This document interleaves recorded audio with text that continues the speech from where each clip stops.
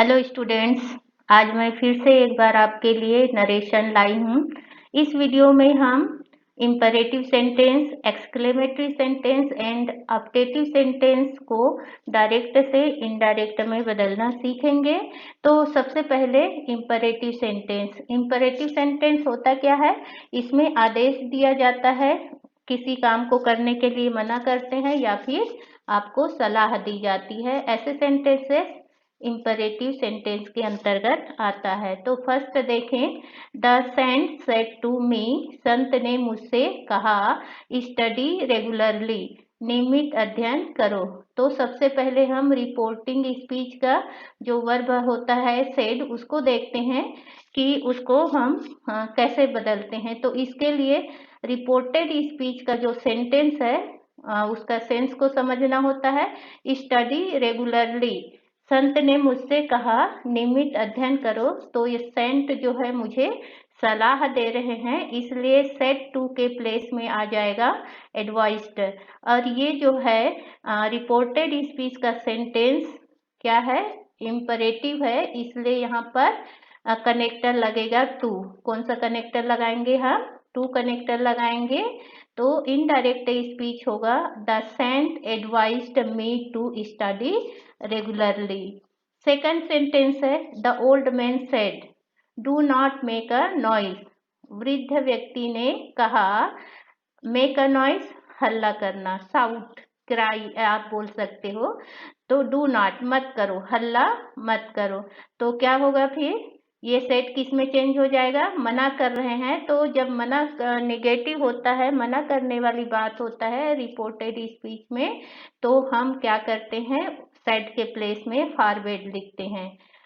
और connector to है, तो इनडायरेक्ट स्पीच होगा, द ओल्ड मैन फॉरवर्ड। अब जब फॉरवर्ड आप यूज करते हो तो जो निगेटिव वर्ड होते हैं उसे रिमूव कर दिया जाता है, क्योंकि फॉरवर्ड का मतलब ही मना करना या नेगेटिव सेंस होता है, इसलिए डू नॉट को नहीं लिखते हैं। Connector to make a noise, the old man forward to make a noise. Third example है इम्परेटिव सेंटेंस के, he said to his teacher please explain it, है ना। उसने अपने शिक्षक से कहा, कृपया इसे समझाइए। तो कोई स्टूडेंट है, वो टीचर से क्या करेगा? कोई चीज को बोलने के लिए रिक्वेस्ट, है ना। तो सेड टू किस में चेंज हो जाएगा? रिक्वेस्टेड में। फिर इम्परेटिव सेंटेंस है, इसलिए यहाँ पर क्या लगेगा? Connector to. प्लीज, काइंडली, और उसके बाद प्रे, सर, मैडम, ऐसे जो वर्ड्स इसमें यूज होते हैं उसको रिमूव कर दिया जाता है, मीन्स नहीं लिखा जाता है। तो इनडायरेक्ट स्पीच का सेंटेंस होगा, he requested his teacher to explain it. Fourth sentence है, the magistrate said let the prisoner go. तो यहाँ पर मजिस्ट्रेट ने कहा कि प्रिजनर मने कैदी को ले जाइए। तो मजिस्ट्रेट क्या करता है? आदेश देता है, इसलिए सेड जो है इसमें चेंज हो जाएगा ऑर्डर्ड में। टू कनेक्टर, तो सेंटेंस होगा, the magistrate ordered to let the prisoner go. Next है हमारा एक्सक्लेमेटरी सेंटेंस। एक्सक्लेमेटरी सेंटेंस में आश्चर्यजनक बात होती है, जिसमें खुशी और दुखी दोनों तरह के बातें होती है। तो सबसे पहले हम देखते हैं, ही सेड, उसने कहा, उसने कहा, हुर्रा वी हैव वन। तो हुर्रा शब्द आप सभी जानते हो, कब बोलते हैं? बहुत खुशी की बात होती है, जैसे यहाँ पर लिखा है वी हैव वन, हम जीत गए। ठीक है, तो इसलिए इसके आधार पर ये सेट को हमको चेंज करना है। तो सेट के प्लेस में लिखना पड़ेगा एक्सक्लेम्ड विथ जॉय। जॉय मने खुश, है ना, खुशी, खुश। तो exclaimed with Joy. Exclamatory sentence में कनेक्टर लगाते हैं डैट। हमने रूल्स में पढ़ा है, और जिसने डायरेक्ट से इनडायरेक्ट में बदलने के रूल्स नहीं पढ़े हैं तो मेरा नरेशन से संबंधित वीडियो पार्ट 1 और पार्ट 2 जरूर देखें। तो यहाँ पर कनेक्टर लगेगा दैट। हुर्रा शब्द को निकालना पड़ेगा, नहीं लिखते हैं। अब आते हैं रिपोर्टेड स्पीच का जो सब्जेक्ट है वी, 123/सन का नियम जो है आपने माइंड में क्लियर रखिएगा। तो 123/सन मतलब रिपोर्टेड स्पीच का फर्स्ट पर्सन रिपोर्टिंग स्पीच के सब्जेक्ट के अकॉर्डिंग क्या होता है, चेंज होता है। तो यहाँ पर ही है और यहाँ पर वी है, तो वी के प्लेस में ही नहीं लिखेंगे क्योंकि वी जो है वो प्लूरल है और ही जो है सिंगुलर है, तो ही का प्लूरल लिखना पड़ेगा दे। ओके, हैड चेंज होता है हैड में। तो सेंटेंस होगा इनडायरेक्ट स्पीच का, he exclaimed with joy that they had won. Okay, then second sentence है he said alas I have lost everything. Alas शब्द जो है जब कोई व्यक्ति दुख में हो, दुखी हो, तभी बोला जाता है, इसलिए ये जो रिपोर्टिंग स्पीच का सेड है, वर्ब है, उस वो चेंज हो जाएगा एक्सक्लेम्ड विथ सोरो, ये निकल जाएगा। अलास शब्द को नहीं लिखेंगे, कनेक्टर जानते हो डैट।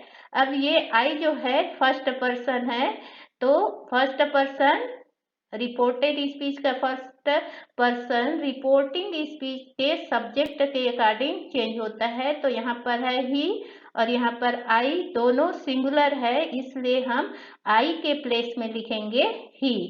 हैव चेंज होता है हैड में, तो इनडायरेक्ट स्पीच होगा he exclaimed with sorrow that he had lost everything. Okay, then next sentence है थर्ड, ही सेड उसने कहा। ओके, उसने कहा how grand the Taj is, कितना बड़ा है ताज। तो इसमें आश्चर्य होने का सेंस है, इसलिए ये सेड जो है रिपोर्टिंग स्पीच का सेड जो है वो चेंज होगा exclaimed with surprise. Exclaimed with किसमें, सरप्राइज में चेंज होगा। तो और फिर कनेक्टर क्या लगना है, दैट। इस किस में चेंज होता है, वॉस में। अब सेंटेंस होगा he exclaimed with surprise that the Taj was very grand. Now optative sentence. Optative sentence में क्या होता है, आशीर्वाद दी जाती है, अपना इच्छा व्यक्त किया जाता है। तो फर्स्ट ऑप्टेटिव सेंटेंस देखें, ही सेड उसने कहा मे जयप्रकाश लिव लॉन्ग, जयप्रकाश दीर्घायु बने, जयप्रकाश को लंबी उम्र मिले। तो यहाँ पर इसलिए यहाँ पर जो है सेट जो है रिपोर्टिंग स्पीच का वो किस में चेंज हो जाए, किस में चेंज हो जाएगा, विश्ड में। ऑप्टेटिव सेंटेंस में कनेक्टर यूज करते हैं डैट, मे का होता है माइट। ओके, जयप्रकाश जो रिपोर्टेड स्पीच का सब्जेक्ट है वो थर्ड पर्सन है, तो हमने पढ़ा है 123/सन में थर्ड पर्सन नहीं बदलता है, तो जयप्रकाश का जयप्रकाश ही रहेगा। अब इस तरह से इनडायरेक्ट स्पीच होगा ही विश्ड डैट जयप्रकाश। यहाँ पर एक बात याद रखना है, जैसे ही आप यहाँ पर डैट या कोई भी कनेक्टर या कोई भी सेंटेंस होता है, जैसे अफर्मेटिव, निगेटिव या इंट्रागेटिव, जब भी आप कनेक्टर यूज करते हैं तो उसके बाद सब्जेक्ट लिखते हैं, सब्जेक्ट, वर्ब और ऑब्जेक्ट। तो डैट हमने लिखा, तो डैट के बाद जस्ट मे का माइट नहीं लिखना है, हमारा सब्जेक्ट कौन सा है, जयप्रकाश, तो हमको यहाँ जयप्रकाश लिखना है। फिर माइट लिव लॉन्ग, तो he wished that Jayaprakash might live long. Second sentence है ऑप्टेटिव सेंटेंस का, दे सेड टू मी, उन्होंने मुझसे कहा हैप्पी बर्थडे टू यू। तो इसमें देखना है सेड आशीर्वाद दे रहे हैं, इसलिए यहाँ पर विश्ड या ब्लेस्ड भी आप लिख सकते हो, ब्लेस्ड माने आशीर्वाद देना, तो विश्ड के प्लेस में आप ब्लेस्ड भी लिख सकते हैं, सॉरी सेड टू के प्लेस में इसके लिए आप ब्लेस्ड भी लिख सकते हैं। ओके, फिर happy birthday to you, you जो है कौन सा पर्सन है, ये यहाँ पर कौन सा पर्सन का ये ऑब्जेक्ट है, सेकंड पर्सन यू का, तो सेकंड पर्सन चेंज होता है रिपोर्टिंग स्पीच के ऑब्जेक्ट के अकॉर्डिंग। तो यहाँ क्या लिखा है, मी भी ये क्या है, ऑब्जेक्ट प्लेस में है और यू भी ऑब्जेक्ट प्लेस में है, इसलिए यू के प्लेस में होगा मी। तो सेंटेंस बनेगा they wished me that a happy birthday to me. तो इस तरह से इस वीडियो में आज हमने देखा कि कैसे इंपरेटिव, एक्सक्लेमेटरी और ऑप्टेटिव सेंटेंस को डायरेक्ट से इनडायरेक्ट में बदला जाता है। आई होप आप लोगों को समझ में आया होगा। Thank you.